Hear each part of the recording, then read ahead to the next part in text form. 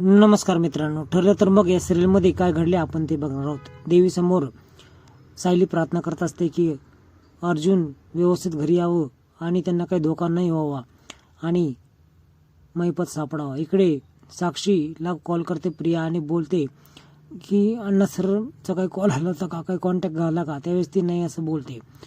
इकडे साक्षीला प्रश्न पडतो की असं काय विचारत आहे. ती प्रश्न करते की तुझा काही कॉन्टॅक्ट झाला का. त्यावेळेस ती नाही बोलते आणि मी नवच केला आहे अण्णा सर सापडावा यासाठी ती बोलते. त्यानंतर हिला थोडा डाऊट येतो.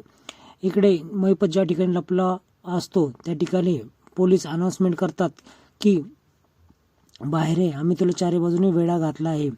महिपतला त्यावेळेस रघुचा कॉल येतो आणि रघु बोलतो की मी काय करू. त्यावेळेस काही नको करू, मी बाहेर येतो सांगतो असं तो बोलतो. इकडं अनाउन्समेंट झाल्यानंतर तिथल्याच एका माणसाला महिपत बंदूक लावून बाहेर घेऊन येतो आणि अर्जुनला बोलतो तुझ्या मानलेल्या काकांसाठी तू एवढं काय धडपड करतायस, मला क्रॉस जाऊ नको.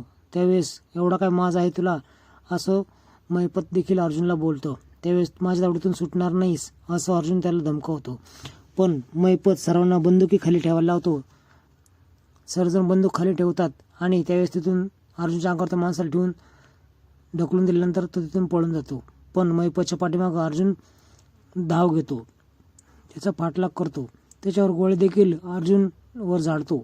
पण महिपत काय सापडेना. शेवटी ज्यावेळेस समोरासमोर येतात त्यावेळेस त्याच्या हातातल्या गोळ्या संपतात आणि महिपत तिथलं जळतं लाकूड घेतो आणि अर्जुन त्याच्यावर फिरकावतो. त्या दोघांमध्ये खूप झटापट होते.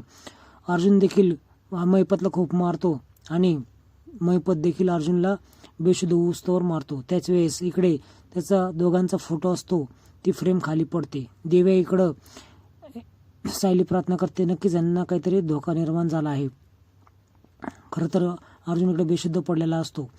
ती पटकन बाहेर येते आणि मी अर्जुन सरांच्या दिशेने जाते असं ती बोलते.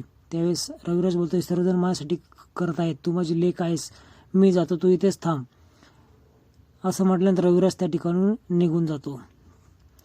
आता महिपत आणि यांच्यामध्ये पुन्हा झटापट चालू होते. बेशुद्ध असलेला अर्जुन उठतो आणि महिपतला मारू लागतो, खूप मारतो. मारल्यानंतर महिपत खाली पडतो. खाली पडल्यानंतर अर्जुन पाठमोर झाल्यानंतर पाठीमागून तो उठतो आणि त्याच्यावर वार करतो चाकूने. तर चाकूने त्याला खूप जखम होते. तो अर्जुनला बोलतो की मध्ये मध्ये करू नकोस, मी खरंच गुंड आहे, पिक्चरमधला गुंड नाही असं देखील तो बोलतो. अर्जुन खाली पडतो, पण पडल्यानंतर तो काठी भिरकावतो आणि त्याला देखील पाडतो. त्याच वेळेस पोलीस त्या ठिकाणी येतात आणि त्या महिपतला पकडतात. अर्जुन घायाळ झालेला असतो, रक्तबंबाळ झालेला असतो. चैतन्य त्याच्याकडे धाव घेतो. आता ही प्रिया इकडे दाराला कान देऊन सगळं ऐकत असते. ती रविराजला कॉल लावते आणि विचारते हे कसे आहेत. त्यावेळेस मी त्याच्यापर्यंत गेलो नाही पण महिपत पकडला आहे. महिपत पकडल्यानंतर सर्वांना आनंद होतो, मात्र प्रियाला तर खूपच टेन्शन आलेलं असतं, कारण महिपत पकडल्या गेल्यानंतर हे दोनही एक्सपोज होतील या भीतीने ती व्याकुळ झालेली असते. आता ही देव पाण्यात ठेवलेली असते, ही काढते.